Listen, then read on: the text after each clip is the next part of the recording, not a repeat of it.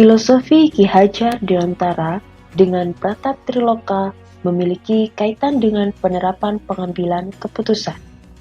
Filosofi Ki Hajar Dewantara yang telah kita kenal sampai saat ini yaitu Ing Ngarso Sok Tulodo, Ing Madya Mangunkarso, dan Tutwuri Handayani. Arti Ingarso Sungtulodo yaitu di depan memberikan teladan bahwa seorang guru sebagai pemimpin pelajaran dalam mengambil keputusan harus dapat memberikan contoh atau teladan kepada peserta didik, baik di kelas maupun di sekolah. Arti dari Ing Madya Mangunkarso yaitu di tengah membangun semangat. Hasil keputusan harus mampu membangkitkan semangat untuk terus melakukan inovasi dalam pengambilan keputusan yang berpihak pada murid. Tutwuri Handayani memiliki arti di belakang memberikan dorongan. Guru sebagai pemimpin pembelajaran harus memberikan dorongan atau motivasi saat melakukan proses pengambilan keputusan agar diperoleh hasil yang diharapkan. Nilai-nilai yang tertanam dalam diri kita berpengaruh kepada prinsip-prinsip yang kita ambil dalam pengambilan suatu keputusan. Kita sebagai seorang guru penggerak memiliki nilai-nilai guru penggerak, yaitu berpihak pada murid, mandiri, kolaboratif, reflektif, dan inovatif. Nilai tersebut akan berpengaruh kepada prinsip pengambilan keputusan yang akan kita ambil, disesuaikan dengan situasi yang terjadi dan pengaruhnya terhadap lingkungan.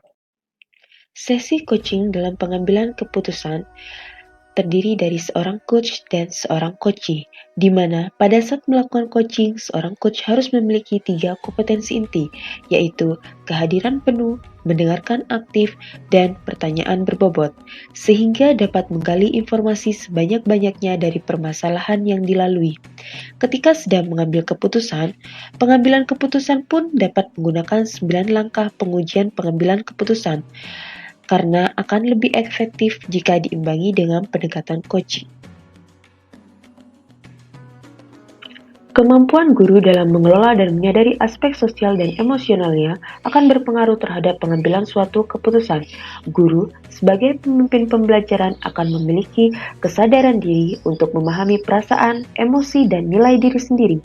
Manajemen diri sehingga mampu mengelola emosi dan perilaku, kesadaran sosial sehingga mampu memahami sudut pandang dan dapat berempati dengan orang lain, keterampilan berelasi sehingga dapat berkomunikasi dengan lebih efektif dan dapat mengambil keputusan yang bertanggung jawab, sehingga pengambilan keputusan yang tepat akan mempengaruhi guru dalam menciptakan well-being ekosistem.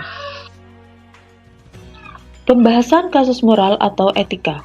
Studi kasus yang berkaitan dengan moral atau etika harus didasari dengan nilai-nilai kebajikan yang bersifat universal, di antaranya keadilan, keselamatan, tanggung jawab, kejujuran, dan lain-lain. Dilema etika harus dianalisis menggunakan paradigma, prinsip, dan 9 langkah pengujian pengambilan keputusan. Pengambilan keputusan yang tepat harus dilakukan dengan cara yang tepat pula, disesuaikan dengan situasi yang terjadi dengan berlandaskan nilai-nilai kebajikan universal. Saat keputusan yang diambil sudah tepat, maka akan tercipta lingkungan yang positif, lingkungan yang kondusif, dan lingkungan aman serta nyaman. Tantangan-tantangan yang ada saat pengambilan keputusan terutama kasus dilema etika antara lain nilai dan budaya masyarakat di lingkungan sekitar, paradigma berpikir, serta skala prioritas. Karena dalam dilema etika semua adalah benar.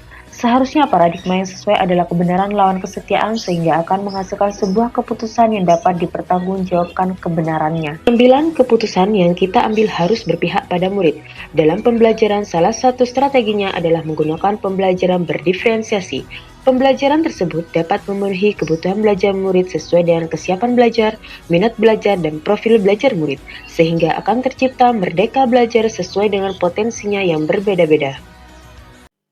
Guru sebagai pemimpin pembelajaran, ketika dalam mengambil keputusan, seorang pemimpin pembelajaran harus mempertimbangkan berbagai macam kemungkinan yang terjadi, termasuk menyangkut masa depan murid. Oleh karena itu, ketika kita mengambil keputusan, kita melakukan pengujian sesuai dengan langkah-langkah yang sistematis disesuaikan dengan paradigma dan prinsip yang tepat. Kesimpulan, Guru sebagai pengambil keputusan mempunyai peran mengajar dan mendidik anak. Budaya positif yang tumbuh di sekolah dan kompetensi sosial emosional yang matang tentu saja mendukung guru dalam mengambil keputusan yang tepat. Ditambah lagi dengan penerapan pembelajaran berdiferensiasi, membuat guru dapat mengoptimalkan kemampuan murid melalui proses coaching yang tepat.